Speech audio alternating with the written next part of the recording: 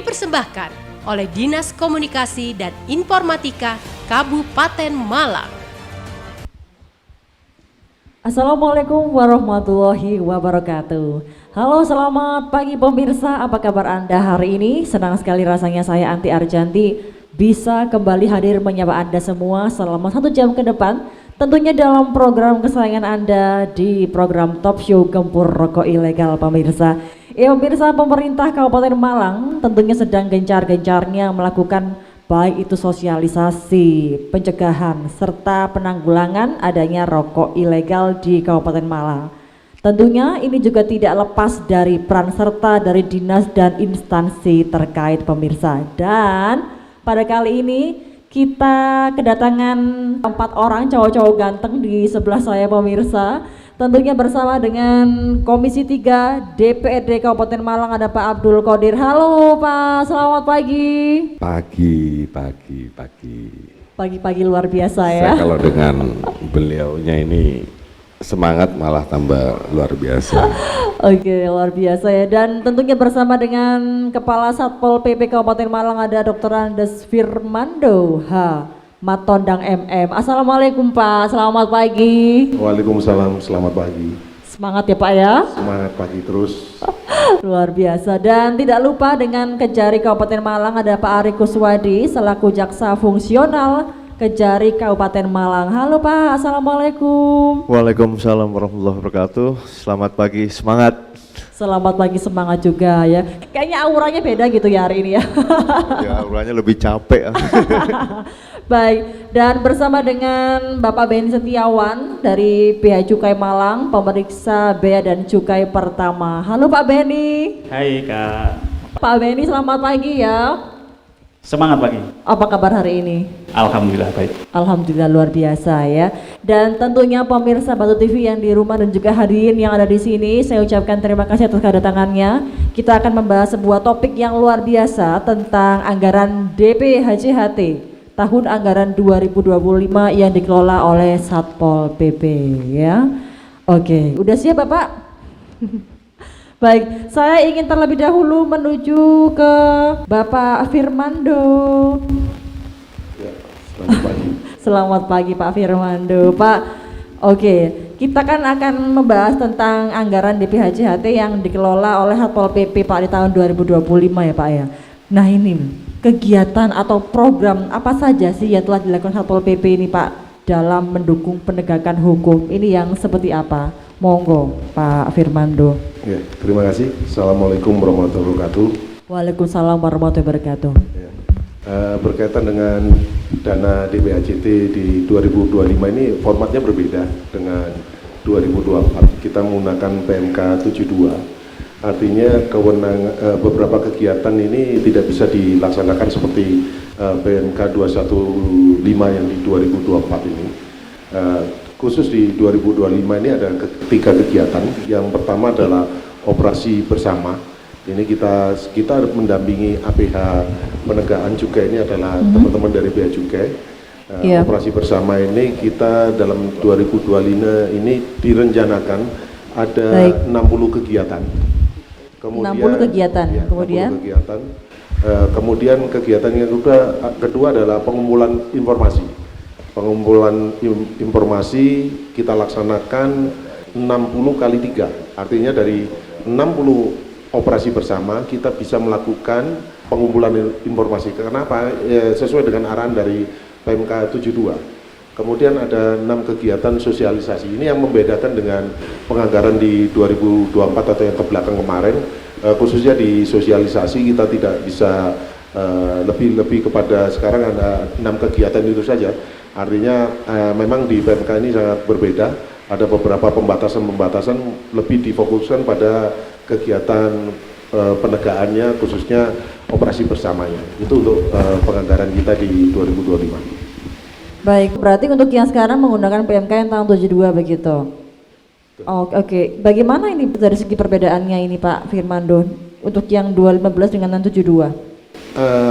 Khususnya di kegiatan sosialisasi, kalau kemarin ada kelonggaran, memang harapan kami sih kalau kita melihat di PMK 215, kami memang ingin mengedukasi masyarakat dalam hal artinya berbicara penegakan kita tidak selalu tangkap, tetapi masyarakat kita perlu diedukasi, perlu diberikan pemahaman, tidak membeli rokok karena hanya murah saja, tetapi pemahaman hukumnya rokok yang legal itu yang bagaimana.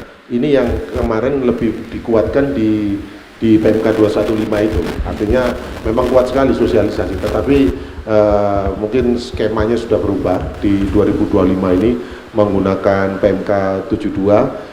Kita lebih pada penindakannya, kemudian pengumpulan informasi. Kenapa demikian? Ya itu mungkin secara nasional kebijakan itu sudah dirumuskan, kita hanya sebagai pelaksana kegiatan di daerah. Baik, terima kasih Pak Firmando, kita akan sambung nanti. Baik, saya ingin menuju ke Pak Abdul Qadir. Halo Pak Abdul Qadir. Halo Mbak. Oke, Pak Abdul Qadir, tadi kita mendengar adanya PMK yang ke-72 dengan PMK 215 nih. Tentunya ada banyak sekali perbedaan-perbedaan dengan batasan-batasan tersendiri begitu ya Pak Abdul Qadir. Nah, lalu bagaimana sih Pak kolaborasi DPRD Kabupaten Malang dengan pemerintah Kabupaten Malang Pak dalam mendukung program DPHCHT dalam Satpol PP ini yang seperti apa Pak Abdul Qadir? Silakan. Baik, terima kasih atas waktu yang diberikan.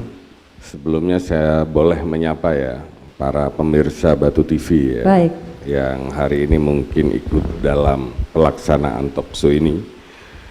Selamat pagi semuanya untuk para pemirsa Batu TV. Selamat pagi. Sukses selalu, semangat selalu untuk mencapai satu harapan bersama menuju kebaikan bersama. Baik, Assalamualaikum warahmatullahi wabarakatuh. Waalaikumsalam warahmatullahi wabarakatuh. Pada prinsipnya DPRD Kabupaten Malang pastinya mendukung lah dengan apa yang menjadi sebuah cita-cita dan harapan bersama dari gempur rokok ilegal ini, karena memang kita punya satu sudut pandang yang sama. Bagaimana kemudian dengan tertibnya masyarakat ya dalam melaksanakan sebuah kewajiban kita sebagai warga negara, salah satunya itu dengan cara mengkonsumsi sesuatu yang sifatnya legal, ini akan membuat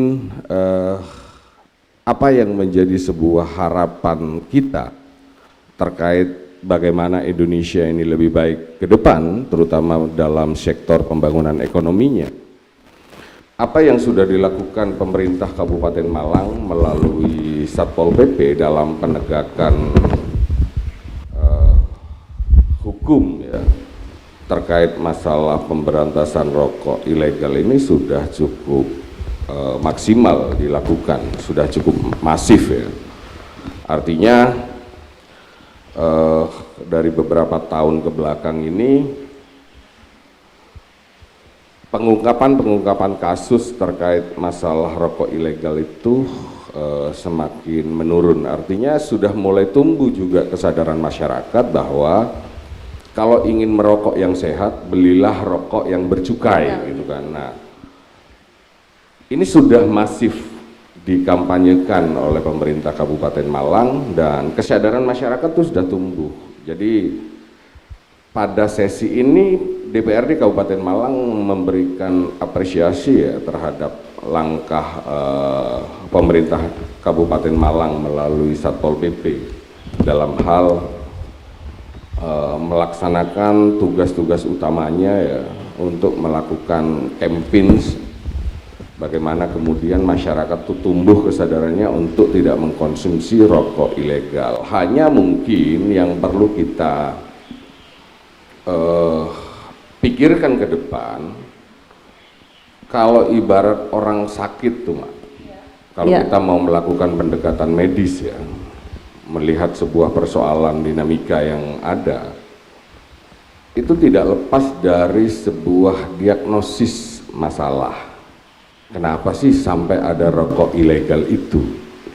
Nah, kalau diskusinya mau dikembangkan boleh ke sana. Artinya itu sebuah cara juga bagaimana kemudian apa yang menjadi persoalan kalau kita anggap ini sebuah penyakit ya. untuk menemukan obat yang memang betul-betul mujarab. Ya. Ya, sehingga masyarakat di sini tidak lantas kemudian dijadikan objek utama dalam menggugah kesadaran mereka untuk tidak mengkonsumsi rokok ilegal. Nah, tapi bagaimana kemudian pertumbuhan rokok ilegal ini betul-betul bisa kendalikan secara utuh, sehingga kita harus mencari akar permasalahannya itu di mana. Nah, bagaimana dengan bea cukai sendiri gitu loh. Nah, adakah keseriusan dalam hal melakukan itu? Nah, itu yang perlu juga menjadi bahan diskusi kita dalam hal kalau kita mau bicara tentang pemberantasan rokok ilegal ini. Mungkin sementara cukup itu aja dulu, Mbak. Baik, terima kasih Pak Abdul Qadir. Saya ingin ke Pak Beni Setiawan ya. Oke, Pak Beni, kemudian untuk pemanfaatan DPHJHT sendiri tahun 2025 ini, apakah ada pedoman Pak dari pemerintah pusat secara otonomi kepada masing-masing daerah terkait penentuan alokasi anggaran di bidang penegakan hukum, khususnya pada Satpol PP Kabupaten Malang, yang seperti apa? Monggo Pak Beni. Baik, terima kasih. Sebelumnya saya juga mau menyapa warga Kabupaten Malang.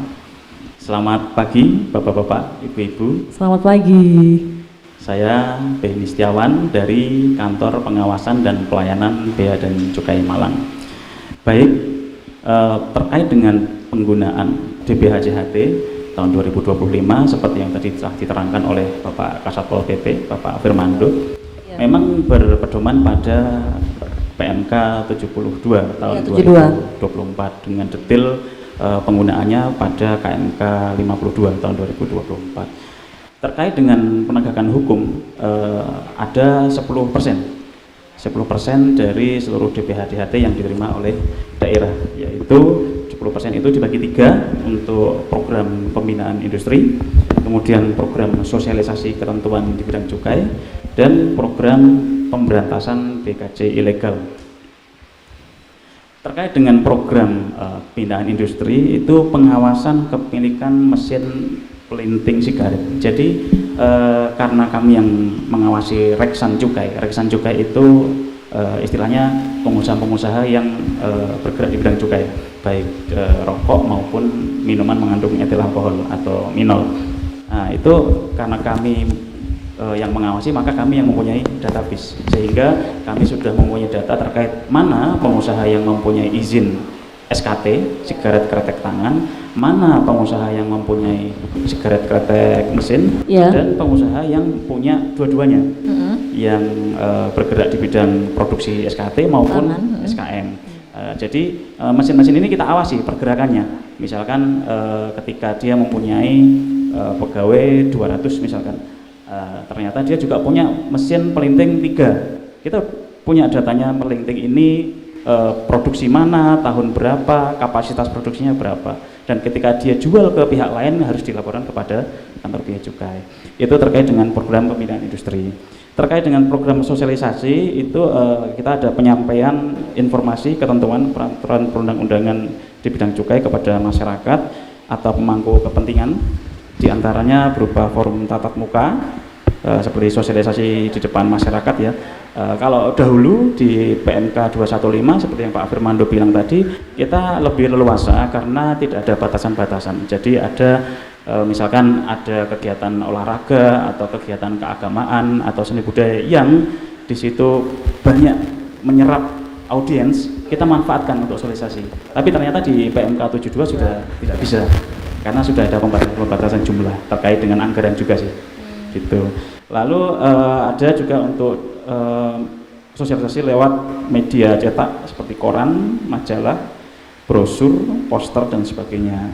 Lalu terkait dengan ini, sosialisasi kita ini adalah sosialisasi di media elektronik, radio, televisi, videotron. Kemudian sosialisasi juga dengan media dalam jaringan seperti laman dan media sosial. Nah, untuk program pemberantasan barang kena cukai ada 5, Pak. Yang pertama yaitu pengumpulan informasi peredaran barang kena cukai ilegal. Jadi di dalam unit Kantor Pengawasan dan Pelayanan Bea Cukai Malang itu ada unit namanya penindakan dan penyidikan.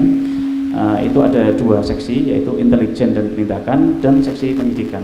Nah, yang bertanggung jawab terkait dengan pengumuman informasi adalah seksi intelijen dan penindakan yang bekerja sama dengan Satpol PP Kabupaten Malang untuk pengumpulan di titik-titik mana ada peredaran rokok ilegal. Dan sekarang sudah ada aplikasi namanya Sirolek, ya Pak ya. Sirolek, sistem informasi rokok ilegal. Jadi ujung tombaknya adalah teman-teman Satpol PP juga. Jadi mereka nanti yang mengumpulkan data-data, diinput kepada sistem tersebut, dan nanti kami yang akan mengolah bersama-sama untuk melaksanakan operasi gabungan. Berarti Sirolek ini berintegrasi ke Satpol PP ya, aplikasinya ini? Aplikasi itu dari Bea Cukai hanya saja Satpol PP diberikan user untuk bisa mengaksesnya, seperti itu. Oke.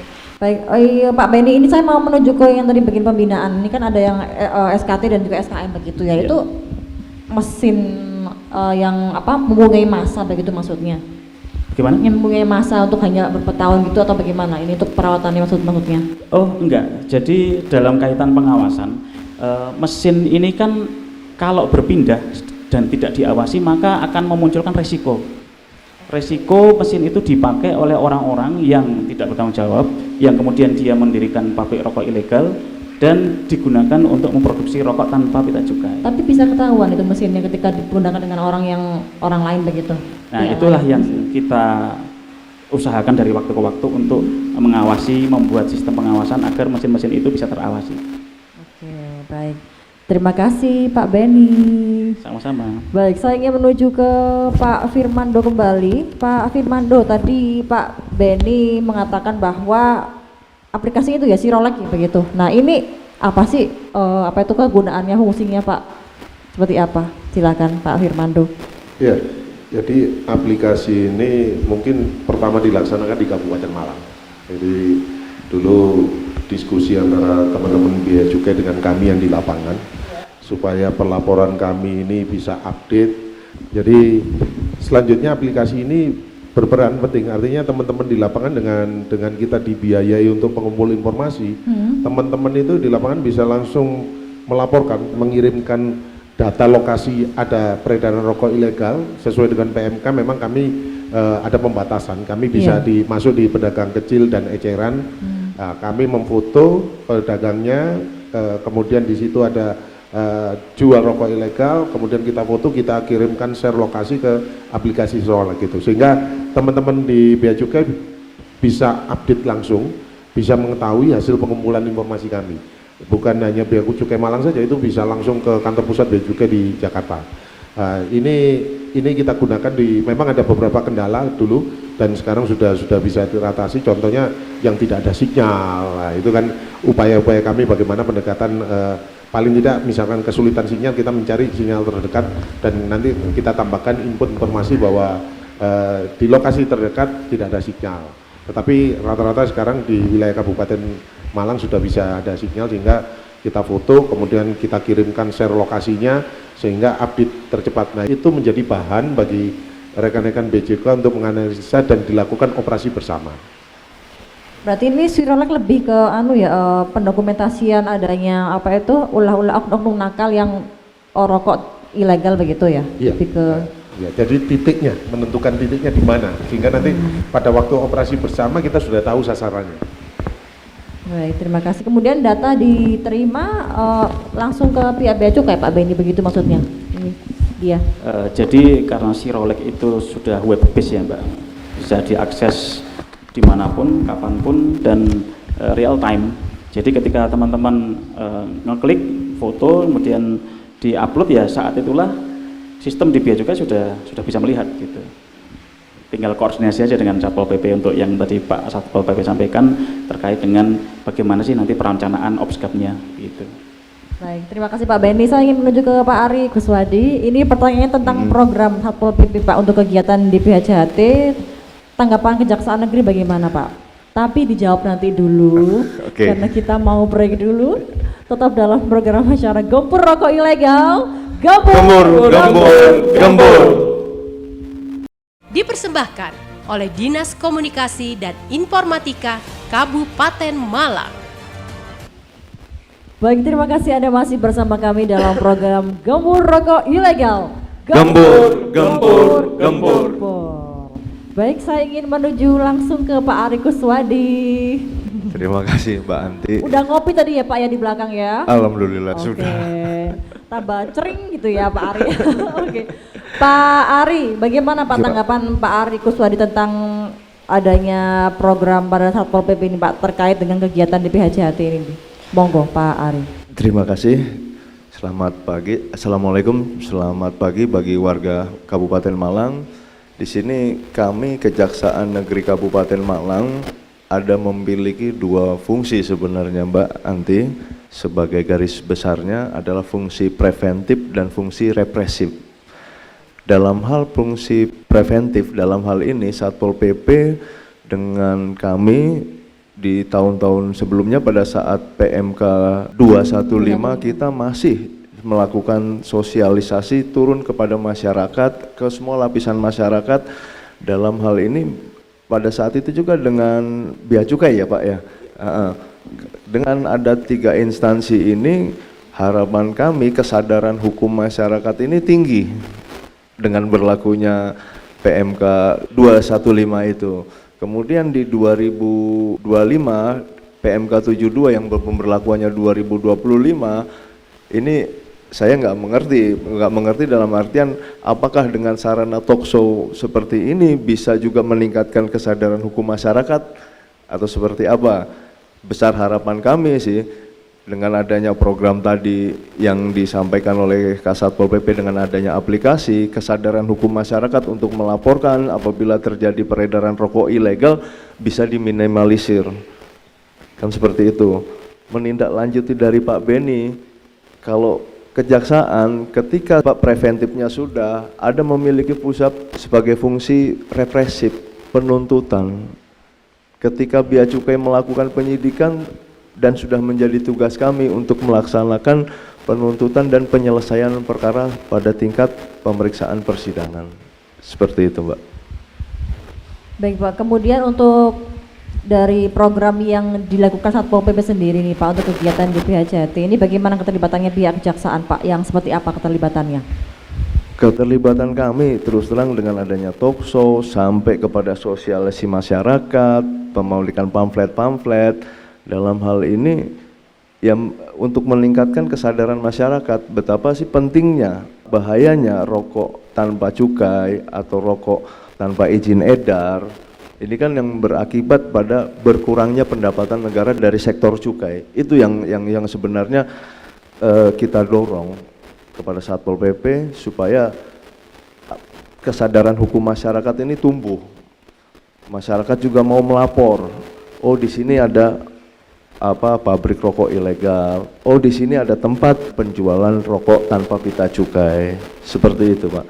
Tapi kembali lagi mengenai penindakan pada tingkat pertama, yakni penyidikan atau penyelidikan dan penyidikan ini kepada kantor cukai setempat. Seperti itu. Ya, terima kasih Pak Ari. Oke, Pak Beni, ini penyelidikan dengan penyidikan ini nanti langsung ke pihak Bea Cukai begitu. Bagaimana itu nanti prosesnya seperti apa sih Pak Beni? Baik, terima kasih. Melanjutkan yang disampaikan oleh Pak Ari, memang benar kita selalu ada fungsi preventif pencegahan dan fungsi represif. Oleh karenanya di kantor Bea Cukai Malang itu ada 2 seksi, intelijen penindakan dan penyidikan. Nah, tugas dari penyidikan adalah manakala terjadi penindakan, kami menindaklanjuti dengan melaksanakan penyidikan yang nanti akan kami koordinasikan dengan kejaksaan. Untuk tahun 2024 itu kami ada 2 perkara yang sudah dilimpahkan kepada kejaksaan dan kalau tidak salah dua-duanya sudah inkrah juga. Untuk tahun ini kami juga ada beberapa penyidikan, sebagian di Kejaksaan Kota Malang dan yang terakhir di Kejaksaan Kota Batu. Jadi memang sudah lengkap instrumen-instrumen penegakan hukum yang ada di Bea Cukai, Mbak, seperti itu. Baik, terima kasih Pak Beni. Kemudian untuk peran Bea Cukai sendiri dalam proses penentuan anggaran di bidang penegakan hukum pada Satpol PP itu apa? Seperti apa, Pak Beni? Sebenarnya untuk anggaran yaitu di Satpol PP seluruhnya sih sebenarnya. Hanya saja kami memang pada saat terkait penyusunan RKP memang ada koordinasi antara Satpol PP dengan Bea Cukai, yaitu Pemda dan BC membahas dan menyepakati kegiatan di bidang penegakan hukum. Nanti wujudnya apa saja, akan berapa kali jumlahnya, personilnya berapa, seperti itu. Baik, terima kasih Pak Benny Setiawan atas penjelasan yang luar biasa. Baik, saya ingin menuju ke Pak Abdul Qadir kembali, Pak. Baik. Pak Abdul Qadir, ini kan kita melihat PMK 215 dengan PMK 72 ini kan tentunya banyak sekali batasan-batasan yang dilakukan dan tentunya berdampak pada pihak-pihak terkait begitu Pak Abdul Qadir. Ini bagaimana sih menurut Pak Abdul Qadir melihat hal ini, Pak? Dan harusnya seperti apa? DPR itu saya bicara di ruang lingkup saya saja ya. Oke. Saya nggak bisa bicara di ruang lingkup institusi lain, nanti khawatir overlap ditegur juga sama Pak Benny ini.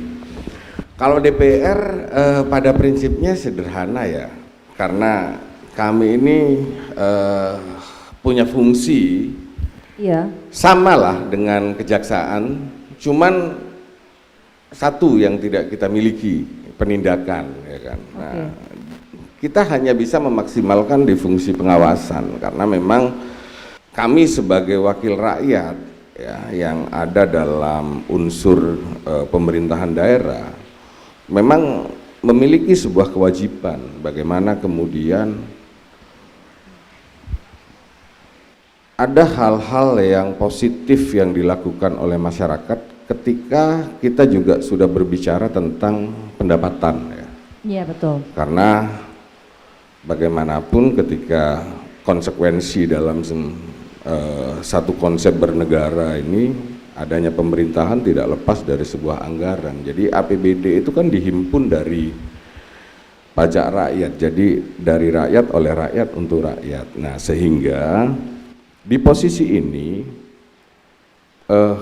DPRD yang memiliki fungsi pengawasan dalam soal administratif, kita selalu memanggil mitra-mitra kita ya untuk melaksanakan RDPU dengan Satpol PP ya terkait bagaimana kemudian tanggung jawab pemerintah dalam hal mensosialisasikan kepada masyarakat terkait aturan-aturan hukum. Kenapa pentingnya kemudian kita hidup tertib ya, seperti halnya membeli rokok yang bercukai.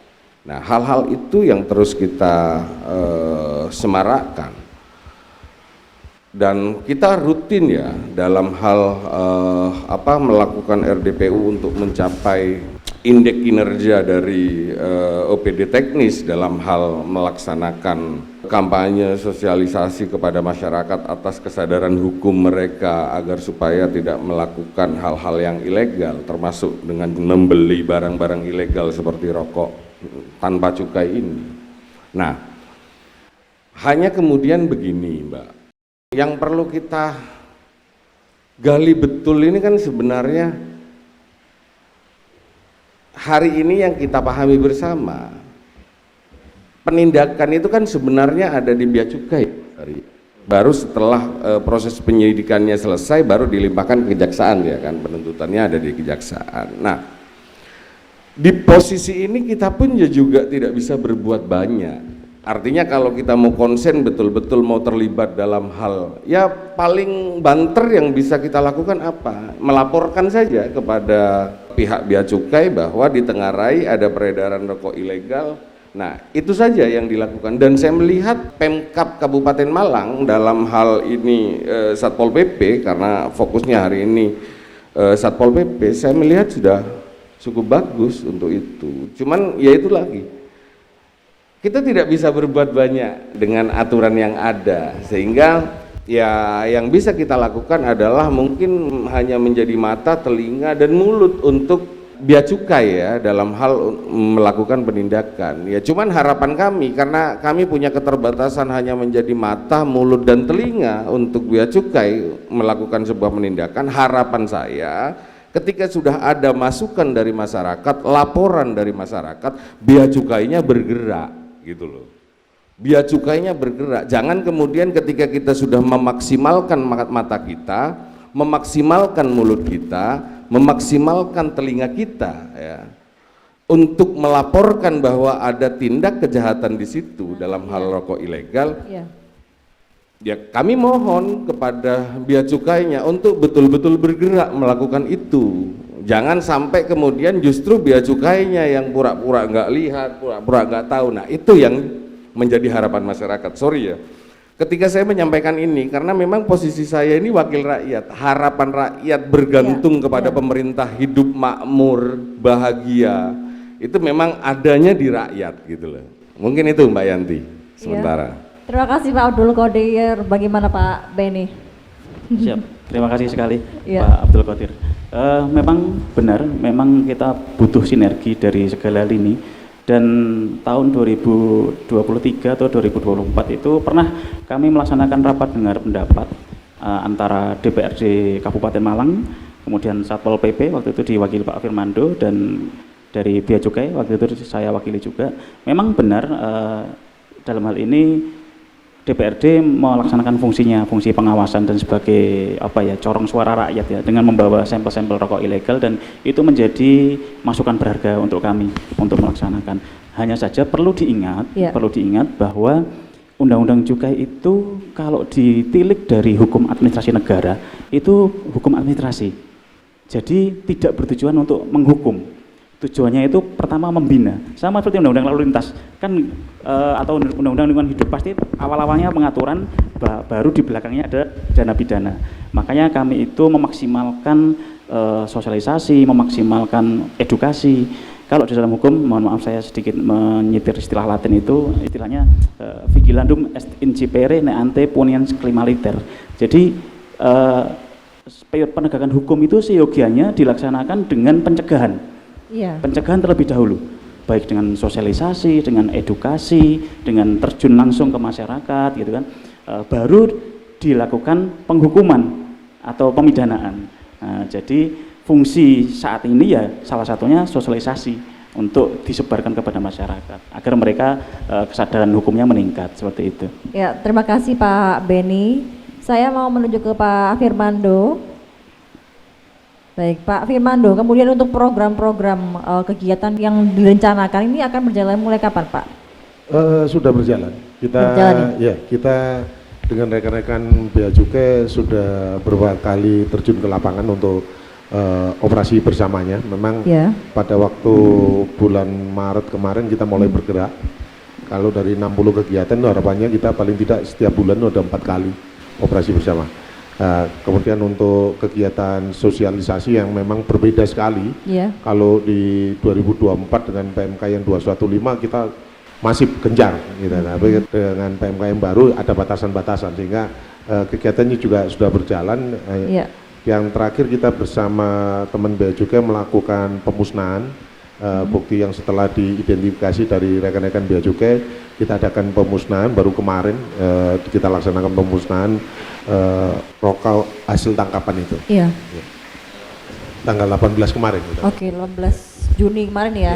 Oke, berarti baru saja ya? Baru saja. Baik, Pak Firmando. Oke, tadi Pak Firmando mengatakan ada 60 kegiatan begitu ya? 60 kegiatan. 60 kegiatan itu untuk operasi bersama. Operasi bersama gitu. Untuk yang pengumpulan dengan edukasi juga 60 kegiatan begitu maksudnya? Jadi PMK yang baru ini saling terkait. Dari operasi bersama yang 60 itu kalau kita benar-benar bisa laksanakan, itu kan gambaran kami mulai Januari, tetapi karena keterbatasan personil kita baru bisa bergerak di bulan Maret. Kalau itu bisa dilaksanakan, kita ada 3 kali operasi bersama untuk pengumpulan informasi. Jadi 1 kali operasi bersama ada 3 kali pengumpulan informasi. Dan itu personilnya terbatas. Berbeda dengan yang di kemarin itu agak bisa leluasa untuk bergerak. Baik, ini operasinya berjalan mulai bulan Maret. Berarti untuk bulan Januari dan Februari apa kegiatan? Untuk kita baru hanya mengumpulkan informasi aja, karena di Januari dan Februari kemarin personil baik teman-teman ini kan tidak Kabupaten Malang saja, teman-teman juga ini ada Kota Malang, ada Kota Batu, sehingga membagi personilnya juga karena terbatas, membaginya juga agak ribet, sehingga baru kita bisa bergerak di Maret kemarin. Tetapi nanti beberapa kegiatan akan dipadatkan ya. Baik, Pak Firmando, pada saat operasi ini kan pasti kan juga ada wilayah-wilayah atau daerah-daerah yang rawan begitu Pak Firmando. Ini bagaimana? Apakah juga sudah mulai ke arah sana atau bagaimana? Ya, memang kita memetakan di Kabupaten Malang ada Iya. daerah yang rawan, tentunya kita sangat berhati-hati, juga kesiapan petugas baik dari kami juga didampingi dengan POM TNI. Beberapa daerah yang rawan ini kita identifikasi, kalau datanya lengkap kita musyawarah dulu dengan Bea Cukai. Gimana ini? Iya. Ini adakan penindakan apa gimana? Kita berani jalan gitu. Tapi kalau nanti hasil identifikasinya ini belum memungkinkan, kita koordinasikan kembali di daerah-daerah yang rawan. Oke, itu dikatakan daerah rawan kenapa Pak Firmando? Mungkin ada indikasi tersendiri Sebetulnya hampir apa? semua ya wilayah kabupaten ini rawan. Jadi menurut kami butuhnya mengedukasi dulu. Jadi penguatan sosialisasi kepada masyarakat kami. Karena kan gini, beberapa coba kita survei sih, kita tanya, kenapa jualan rokok ilegal? Jawabannya karena banyak diminati. Ya, berarti mereka ini belum melihat aturan hukumnya, tapi karena banyak diminati sehingga dia jualan gitu. Nah, ini kan sebetulnya tugas kita pemerintah Kabupaten Malang mengedukasi masyarakatnya. Jadi kami tidak ingin semena-mena memenjarakan masyarakatnya gitu. Jadi kita edukasi. Kalau kita tanya perokoknya, kenapa sih kamu merokok rokok ilegal? Karena murah kan ini.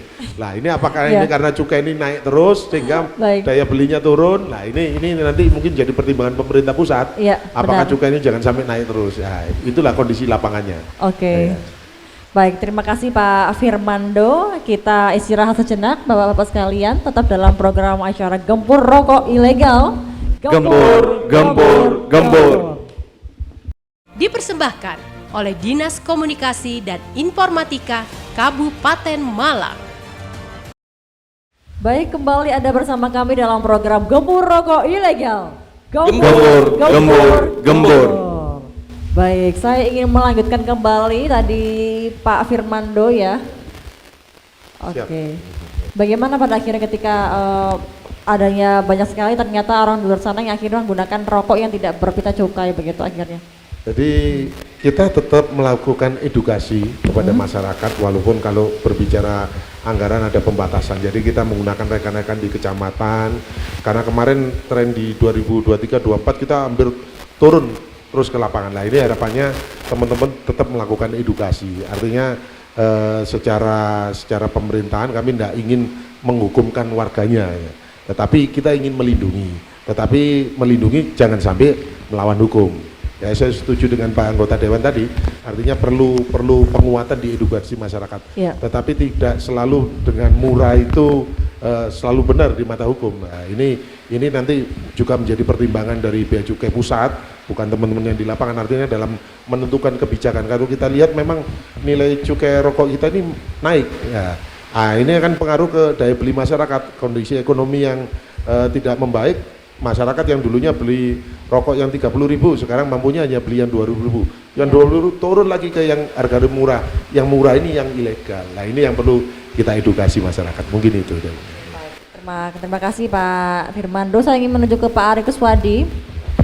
Baik, Pak Ari, lalu bagaimana Pak untuk upaya Kejaksaan Negeri sendiri Pak dalam membantu program Satpol PP?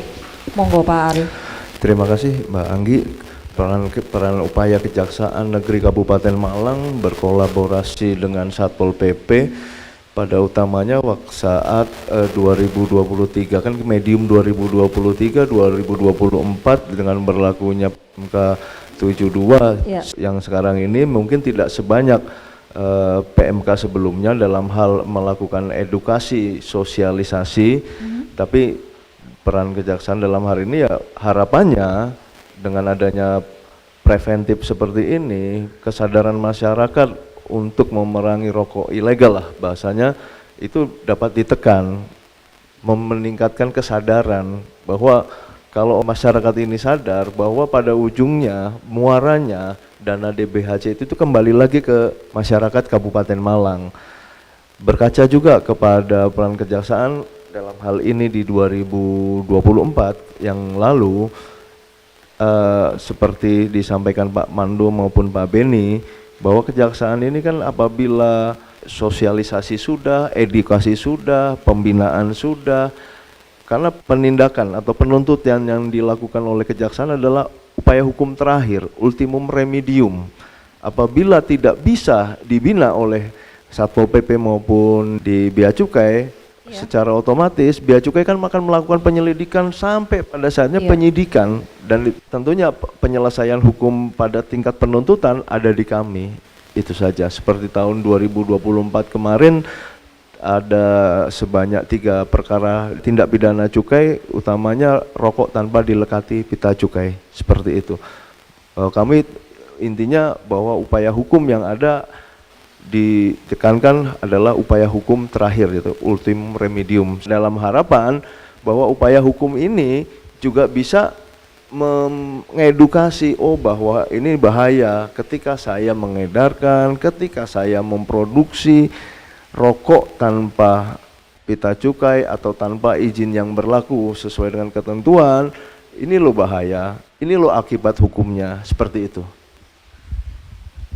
Iya, terima kasih Pak Ari Kuswadi. Baik, tadi ada 3 perkara ya Pak Beni ya yang tahun lalu ya.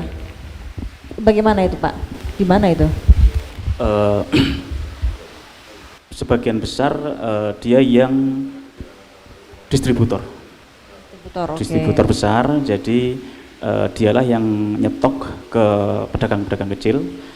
Itu juga hasil dari pemetaan dari Sirolek antara Satpol PP dengan Bea Cukai, dan juga laporan masyarakat.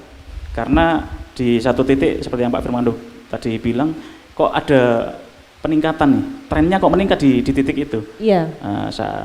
Saat itu kita cek, loh, setelah kita cek ke lapangan, ternyata sumbernya sama di suatu gudang begitu. Akhirnya kita surveillance, kita undercover, dan dapatlah ininya, tersangkanya. Berarti begitu ya Pak Firmando, ini waktu itu di mana Pak waktu kejadiannya Pak? Yang 3 lokasi yang tetap itu? Di wilayah Kabupaten Malang. Iya, wilayah Kabupaten Malang di mana Pak itu Pak? Saya kira tidak perlu diekspos lah.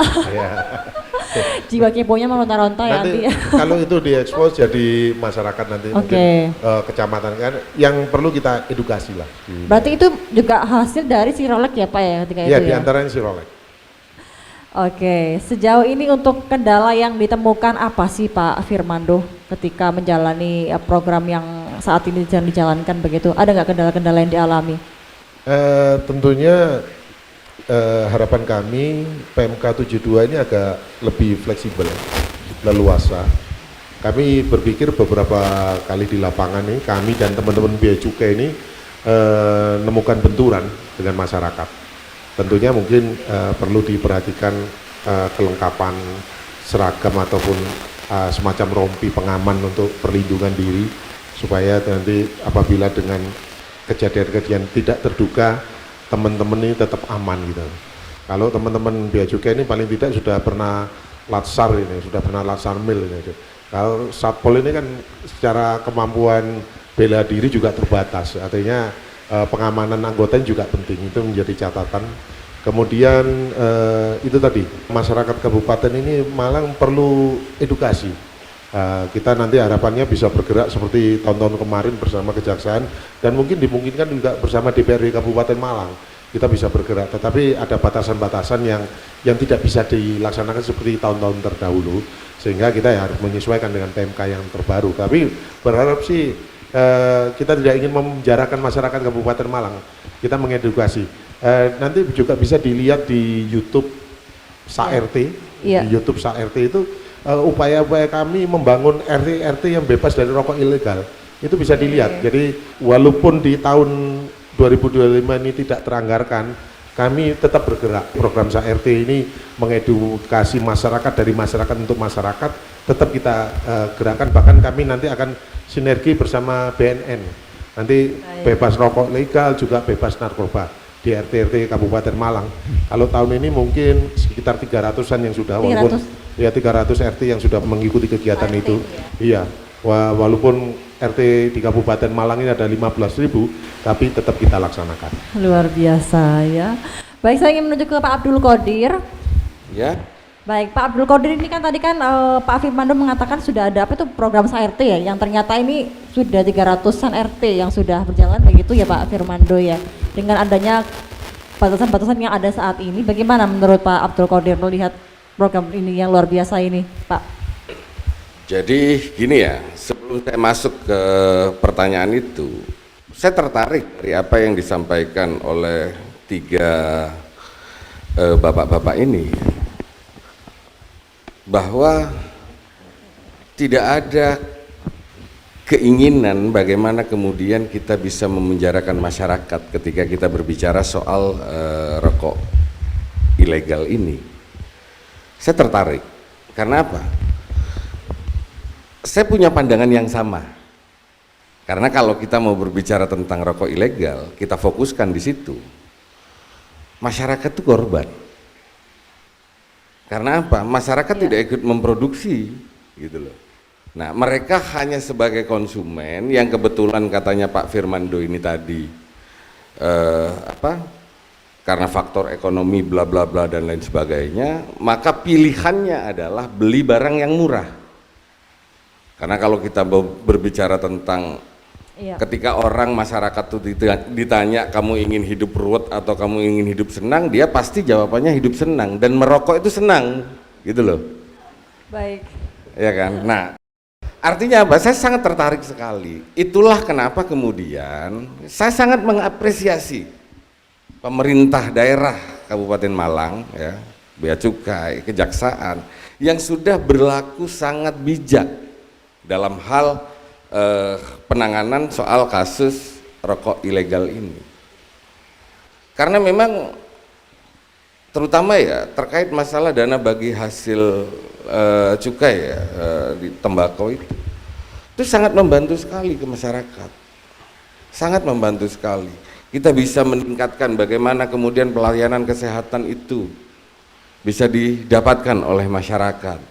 Bagaimana kemudian kita berbicara tentang kesejahteraan petani, kita bisa dapatkan di situ, gitu loh. Nah, dan yang kedua, lagi-lagi ya, saya berterima kasih banyak kepada pemerintah Kabupaten Malang selaku wakil rakyat ya, hari ini, karena di triwulan kedua di Kabupaten Malang tidak ada kasus terkait masalah pemberantasan rokok ilegal ini yang masuk di penuntutan hukum. Triwulan kedua ini kan nggak ada, Pak ya. Nah, artinya apa? Di situ mulai tumbuh kesadaran masyarakat itu, sehingga apa? Dia tidak mau merokok yang tidak ada cukainya.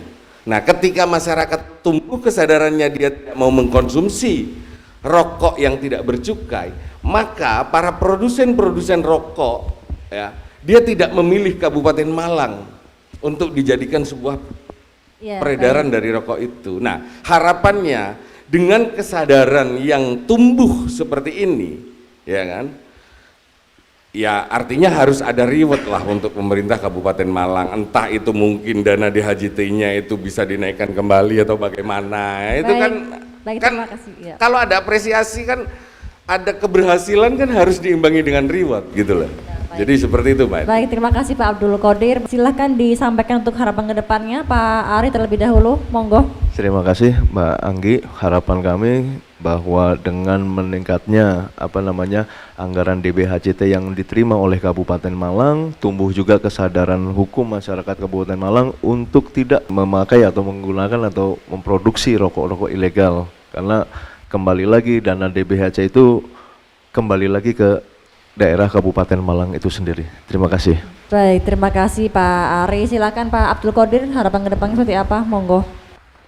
Harapan saya apa yang sudah dicapai oleh masyarakat Kabupaten Malang bersama pemerintah daerah Kabupaten Malang, utamanya di 3 triwulan kedua ini, bahwa sudah mulai tumbuh kesadaran masyarakat dengan tidak adanya kasus-kasus yang berkaitan dengan peredaran rokok ilegal. Semangat ini makin digelorakan, makin dipacu lagi kesadarannya, sehingga harapan kami ke depan Kabupaten Malang bisa menjadi sebuah percontohan bahwa disinilah tumbuh, di mana perekonomian semakin tahun semakin hari semakin baik ke depannya.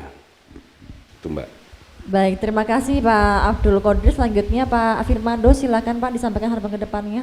Harapannya kepada seluruh warga Kabupaten Malang, khususnya para perokok, mari kita merokok rokok yang legal. Panjenengan merokok rokok legal berarti berkontribusi bagi pembiayaan pembangunan dan mendukung kesejahteraan masyarakat di Kabupaten Malang. Bisa kita lihat fasilitas-fasilitas kesehatan kita adalah dukungan dari DPHJT. Untuk itu semangat, mari perokok, rokoklah rokok yang legal. Terima kasih Pak Firmando. Pak Beni, silahkan disampaikan harapan ke depannya. Selamat siang warga Selamat siang. Kabupaten Malang.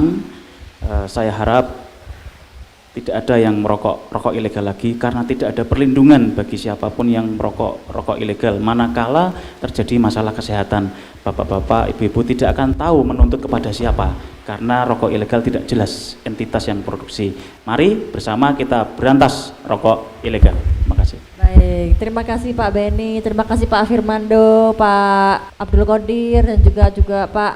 Halo Pak. Terima kasih. Terima kasih, dan pemirsa Batu TV yang di rumah, usai perjumpaan kita kali ini, terima kasih dan sampai jumpa. Tetap dalam program acara Gempur Rokok Ilegal. Gembur, gembur, gembur.